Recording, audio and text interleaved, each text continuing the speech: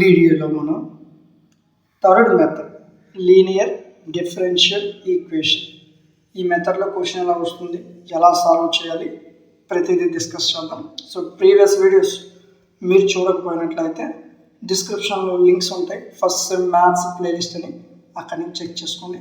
మన ఛానల్లో maths, physics, chemistry ఇప్పుడు చెప్పడం జరుగుతుంది. సో ఫర్దర్గా మనం సిబిజెడ్, బిఏ, బీకామ్ ఈ గ్రూప్స్ కూడా మనం తీసుకురాబోతున్నాం. సో ఈ క్లాసెస్ మీకు కావాలి అనుకున్నట్లయితే జస్ట్ మీ నుంచి మాకు ఒకే ఒక సపోర్ట్, ఒక సబ్స్క్రైబ్ చేసుకొని మీ ఫ్రెండ్స్కి కూడా ఈ విధంగా డిగ్రీ క్లాసులు చెప్తున్నారు సార్ అని చెప్పి ఈ ఇన్ఫర్మేషన్ని మీ ఫ్రెండ్స్కి కూడా షేర్ చేయండి. ఓకే, సో క్లాస్లోకి వెళ్ళే ముందు మీ అందరికీ తెలుసు మనం రీజనింగ్ 1 రూపీ కోర్సుగా లాంచ్ చేసాం. అంటే ₹1 మీరు రీజనింగ్ నేర్చుకోవచ్చు. సో ఈ కోర్స్ అనేది యాప్లో అవైలబుల్గా ఉంది. యాప్లో సెర్చ్ చేయండి, రీజనింగ్ అని సెర్చ్ చేస్తే మన కోర్స్ ఓపెన్ అవుతుంది. App name degree maths tutorial.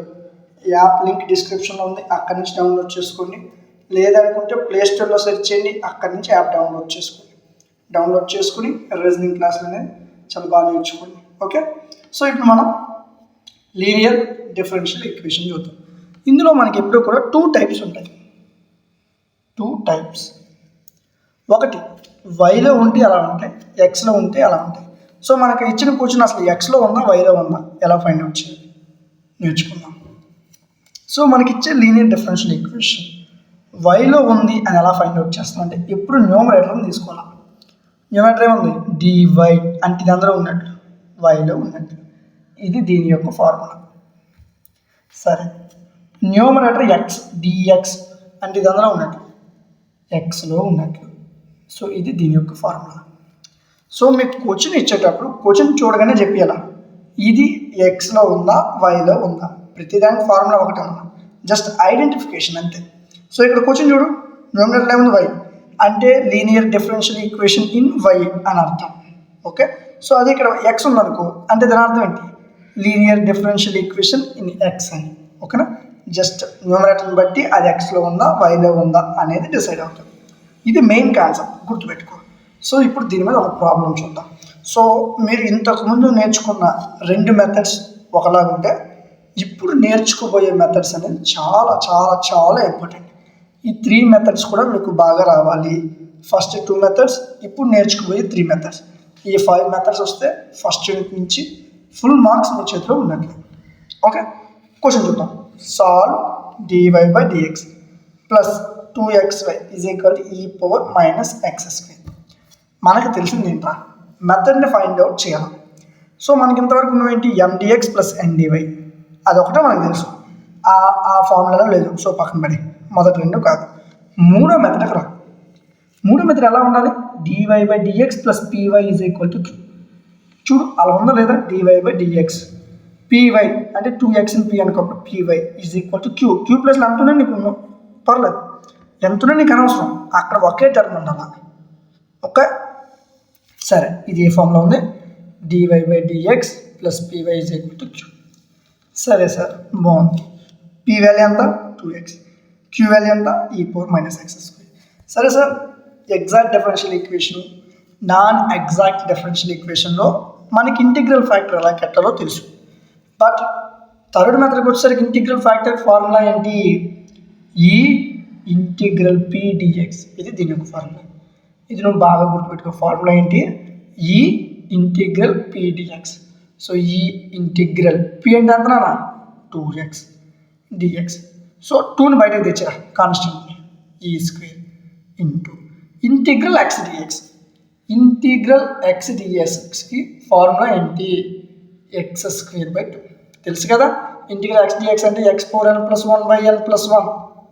X power n అంటే అంతనన్న పవర్ లెవెల్ ఎంత 1 ఉన్నట్టు, 1 ప్లస్ 1 బై 1 ప్లస్ 1. సో ఈ ఫార్ములా తెలుసు మీ అందరికీ, అందుకే నేను డైరెక్ట్గా చెప్పేశాను. ఇంటిగ్రల్ ఎక్స్ డిఎక్స్ అంటే వాల్యూ ఎంత, ఎక్స్ స్క్వేర్ బై 2. సరిపోయిందా. సో 2కి 2 క్యాన్సిల్ అయిపోతే ఈ power x square. Integral factor ఎంత వచ్చింది, ఈ పవర్ ఎక్స్ స్క్వేర్. సో చిన్న క్వశ్చన్ నిర్లక్ష్యం చేయొద్దు. ఎందుకు అనుకుంటే మనకి ఫస్ట్ చిన్న చిన్న క్వశ్చన్స్ వస్తేనే తర్వాత లాంగ్ ఆన్సర్ క్వశ్చన్స్ వస్తాయి. ఇది లాంగ్ ఆన్సర్ క్వశ్చనే, బట్ ఇంత చిన్నది ఇప్పుడు లాంగ్ ఆన్సర్లో, ఇది చిన్న క్వశ్చన్. ఇదే ప్యాటర్న్లో పెద్ద క్వశ్చన్స్ ఉంటాయి. ఆ పెద్ద క్వశ్చన్స్ రావాలంటే ఫస్ట్ ఇవి రావాలా మనకి. ఓకేనా. సో అందుకే ఇది మీకు చెప్పడం జరుగుతుంది. సరే sir, exact differential equation, non exact differential equation, వీటిలో జనరల్ సొల్యూషన్ ఫార్ములాస్ మనకు తెలుసు. బట్ థర్డ్ మెథడ్లో జనరల్ సొల్యూషన్ యొక్క ఫార్ములా ఏంటి రాసుకో. ఇక్కడ వై రాయాలా ఎక్స్ రాయాలా అనేది నీకు ఎలా తెలుస్తుంది అంటే, న్యూమరేటర్లో ఏముందిరా వై ఉంది అంటే ఇక్కడ ఏం రాయాలి, వై రాయాలి. అర్థమైందా? ఇక్కడ డౌట్ క్లియర్ కదా. Y into integral factor is equal integral q into integral factor into dx plus c, ఇది ఫార్ములా. సో వైకి వై, ఇంటిగ్రల్ ఫ్యాక్టర్ ఎంత నాన్న e power x square is equal to integral q value ఎంత నాన్న e power minus x square, okay, into integral factor value ఎంత నాన్న e power x square into dx plus c. Clear. So y into e x square పక్కన నుంచి left side ఈ value చూడు integral నా bases సమానంగా ఉన్నాయి అంటే కింద నుండి వాల్యూకి సమానంగా ఉన్నాయి. చెప్పు ఏ పవర్ ఎం ఇంటూ ఏ పవర్ అని ఫార్ములా ఏంట్రా, ఏ పవర్ ఎం ప్లస్ ఎన్ అంటే వీళ్ళిద్దరిని కలిపియాలి. సో వీళ్ళిద్దరిని కలిపి minus x square plus x square క్యాన్సిలే కదా. ఈ నాట్ వస్తుంది, ఈ నాట్ వాల్యూ ఎంత నాన్న 1. So integral 1 dx plus c. Clear.